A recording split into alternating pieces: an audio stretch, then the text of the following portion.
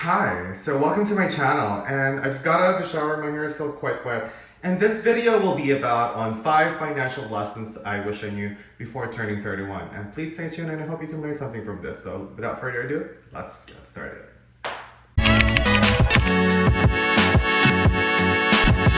So the first thing I want to talk about while I do my skincare routine is, I actually have a note so para mas continuous yung flow of thought process ko. And one of the first in my list is save to invest. And when I was in my early 20s, I was working for JP Chase, tapos nagtrabaho ako sa QR, sa Middle East as flight attendant and cabin crew. And those were the times talaga na, especially nung naging flight attendant ako, that I was earning on average like $3,000 for like a year bago ko nahimasmasan. Like I was really wasting my money during the first year that I was flying as a cabin crew nung nasa Middle East ako. And I think my wake-up call at that time, kasi medyo mabilis ang turnover of employees QR at that time, when a friend of mine who was really close to me, because I remember him and I joined Qatar Airways, and we also did a lot of pre-screening before, and tapos like within a year na natanggal siya, and which is very rampant sa kumpanya na yun. After that, he managed to send himself to school, in a pilot school. And at that time, I was just wasting my money. Parang I was living paycheck to paycheck at that time. And I got really scared. And that was the time that I really took investing seriously. Dahil I realized that when that situation happened to my friend, that can be me also. And I started out like 5 years later. I managed to invest my money in a real estate and also in some mutual funds. But that was probably the kind of investment that I made that were a little safe, that I wasn't that aggressive enough.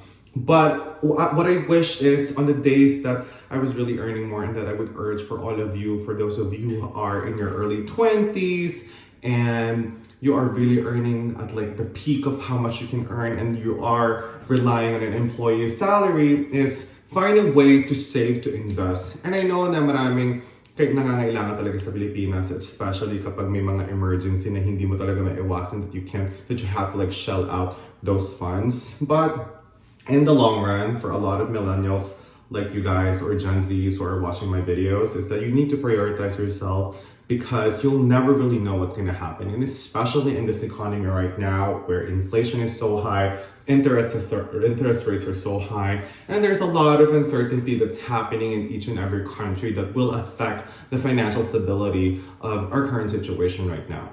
And knowing what I know now is probably I could have saved more of my money so I can invest more in different bonds, or maybe more real estate, or maybe more financial markets. And that I will also be discussing later on in this video. Next thing that I want to talk about, which is, I know that all of you guys and me, or anybody who's watching this will be guilty, is not to be influenced by social media.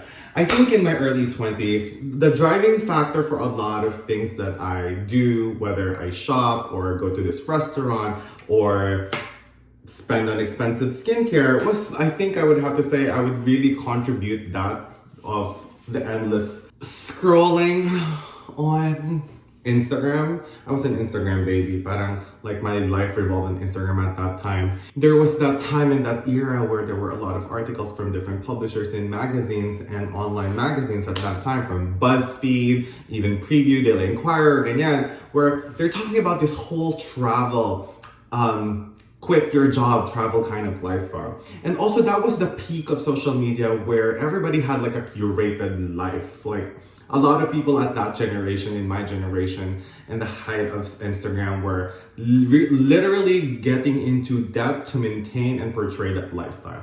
And I would have to say there was a part of me, I guess, that I kind of get influenced with what is happening on my social media feed. That it kind of drove my buying, decision-making capabilities and wants and desires ng mga panahon na yun, because that was the kind of reality that a lot of people were in. Like, there was this Kim Kardashian Instagram face and the plastic surgery or the expensive jewelry or how many celebrity closets, how many bags they have, how many Birkins they have, how many cars they have, whether you're a celebrity model or Instagram model. And so I think it's very inevitable knowing what we know now, how influential, how social media is such an influential medium and how it really does shape society and economies. And I think if I would have to go back through time and understand what's really important, I think, for the future, knowing what I know now, I think I'm less influenced now of what I see on social media, of what I really want to buy for myself, or what I want to splurge on, or whether this purchase is worth something. Yes. Next is taking financial lessons seriously. So for those of you, by the way, who don't know me, I am an entrepreneur college graduate with major in management, business management to be specific. I think I was 17 years old when I first came to the Philippines by myself, and I was living in an apartment, and I think it was just another day school for me, I think, like most children out there. I wish I could have probably took my education seriously more than ever now, but I'm not gonna say that I'm not thankful about it, because if it weren't for that degree that I had, I wouldn't be able to recall every single financial aspect and entrepreneurial aspect that actually is very applicable to what I do right now in just different medium and spectrum. Compared before, there was this big emphasis on traditional media, print, TV, on advertising, but now like you have these mediums of social media, Instagram, YouTube, and TikTok, Instagram, and what else? Ang dami.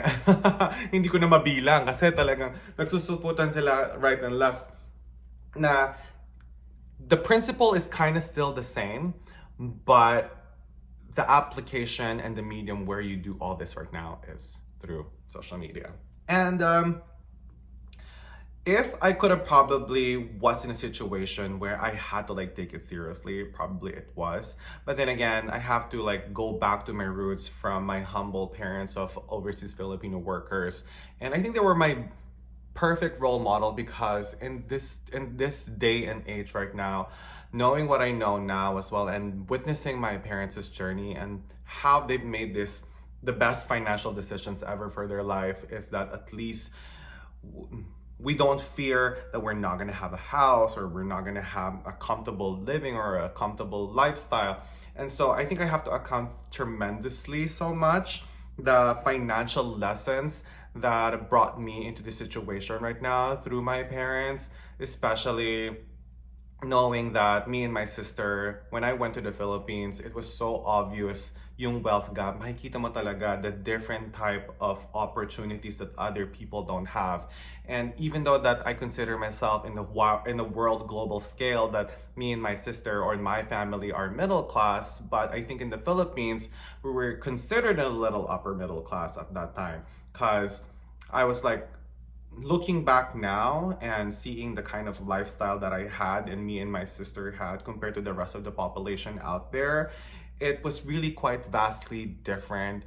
And I think I've also, what kind of triggered me and influenced me to do these kind of things is because I've learned so much in this whole journey being part of the social media ecosystem or the influencer ecosystem, content creator ecosystem, as what you want to call it, that there were a lot of things that I noticed, especially sa Pilipinas, like a lot of celebrities are like flashing their lifestyle or how many designer, whatever they have. And you can't help at a very young age not to feel envious about that. And you kind of want that too. But I didn't look at the risk and the importance of those decisions that I was making financially, especially the cost and the effect and the worth of every single thing that I have at that time, especially to what I do right now, being an entrepreneur, building my own business, looking at my own finances, and budgeting everything. Pasensya na guys kung maingay kasi meron aeroplano na dumaan. I wish I could have taken financial lessons seriously, but it's not too late. I'm only 31, and for those of you who are watching this, it's also not too late for you. There's so many self-help books out there that talks about and will guide you on how to budget. And as far as I can remember, there was this book sa Pilipinas, like si Solent Yousaf and Georgina Wilson, when they published their own book. And there was a section and chapter in that book that they talked about finances and savings. And that was quite, I think, somehow helpful for me because it also changed the way I looked at my own my money at that time. Dahil at that time talagang I was saving, but at the same time, the pressure of and the FOMO of keeping up and posting things like that was kind of overtaking those decision factors and my lifestyle choices that I was making in the past. Ganyan. The fourth thing that I want to talk about, and I know all of you are very guilty of this, is shopping. I'm making fun of this, and it's not funny. I think just looking back, the amount of things that I bought and calculating the worth of every single thing that I've bought in the past and how it would be different now.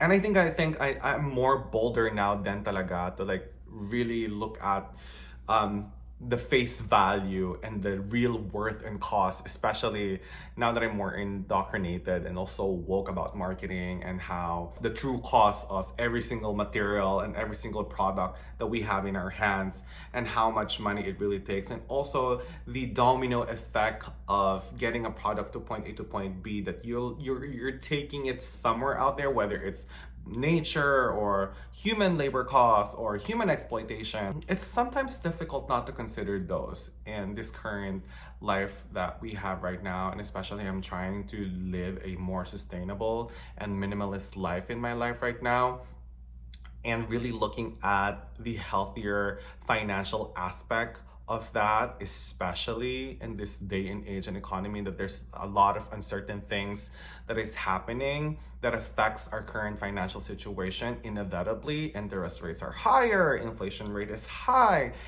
and there are a lot of articles in millennials and Gen Zs out there where they feel like they're stuck in a rat race. And there are times, and don't get me wrong, I also feel that way for myself. The competition and the standards of the competition is so much higher than ever that it kind of intimidates you how you're gonna compete in this society right now. I can't help not to think of my situation like that, the reasons why I'm vlogging and trying to market myself more and be more visible online. And so I think shopping, in a sense, where I was incessantly not looking at the price tag, that I would just like, I think there was a time that I dropped a ballpark of 5 figures in one day, in US dollar, by the way, shopping. Can you imagine, guys? Like, I wouldn't do that now. Siguro kung gagawin ko man yun, I would have to make sure that I get my return of investment of my value. Well, the good thing is somehow, yung mga designer bags na binili ko, yung mga designer shoes na bili ko, like looking back now, at least somehow I know that there is value in my items and fashion accessories that I bought, that I can definitely maximize the full life cycle of those fashion accessories that I bought. And it kind of consoles me from those spending that I did in the past. Last but not the least is buying things with value and becoming part of the FOMO back in the Facebook days. So I think 2009 was really the start where I was accustomed to Facebook. And before I shifted to Instagram, Facebook was like the FOMO of your internet life, ganyan. And those were the times as well where I would attend parties, attend events, and I would shop clothes, and I would not want to be seen wearing the same outfit twice. And there were a lot of ano ba to? I was being called social climber but by friends that I know, which, you know what, it was in the past. I was young, I was impressionable. All of us were young and impressionable at that time, and there were a lot of things going on in our own personal lives at that time. And I think I was also probably, it was difficult not to consider at that time opinion of others. And now that I'm more older, I think I became less of that. I completely 360 opposite of who I was in the past before. At the beginning, when I was getting into this, I think, habit, or I don't want to say addiction, but inclination to like buy, or shop, ganyan. Especially those were the times din talaga na like celebrities that I know or influencers that I follow were really bombarding you of this curated, bigger than life lifestyle that it's not sustainable. And I would purchase clothes, I would purchase shoes, I would purchase skincare, makeup, or whatever. I would splurge on a hotel or a travel here. And I think because I wasn't anticipating the real value of those financial expenses and spending that I was making, it makes me feel bad. But now that I'm 31, I think I became more conscious of, before I purchase something, I ask these questions of what is the real value of what I'm purchasing? Whether is there a resale value or the cost per use, or how is it going to impact my whole lifestyle or my whole living? Because I also noticed with the overconsumption that caused us, the entire generation, because of social media to overconsume, is I also noticed moving to different apartments of how much things I actually have and wasted money and have this mentality, an unhealthy mentality about your socioeconomic status and keeping up online, like keeping up appearances online. And I think witnessing other people really get into debt, and also watching people, like for example, sa mga nanonood ng Real Housewives dyan, na talagang they would spend a lot of money and they would like get into real bankruptcy debt just to portray this lifestyle, was kind of unhealthy in my own opinion. And I think to admit your financial capability and your financial situation is not a bad thing. It's just reality. We're all in that boat unless you're born with generational wealth. And I think somehow, kahit papano, pasalamat kami ng kapatid ko kasi somehow my grandparents held on to the property and real estate that they had. And so somehow, I don't want to say so much of that, because even though that was the case, I know that my parents worked hard for that property, and I know that they also shelled their own money to help, I think, my grandparents at that time. And yes, so somehow that kind of privilege is also something that I think me and my sister and some of my family members underestimated, that not a lot of Filipinos in the Philippines back then have that kind of privileges too, like we did with me and my sister, na it was difficult for them to own a house, or medyo mahirap nga sa kanila din na even to just think of what are they gonna eat, where they're gonna eat, or how are they gonna go to school. And so I really did this video for that, so at least there are a lot of people out there who probably are in the same boat as we are, even though sometimes like it looks bigger than life, but this is reality.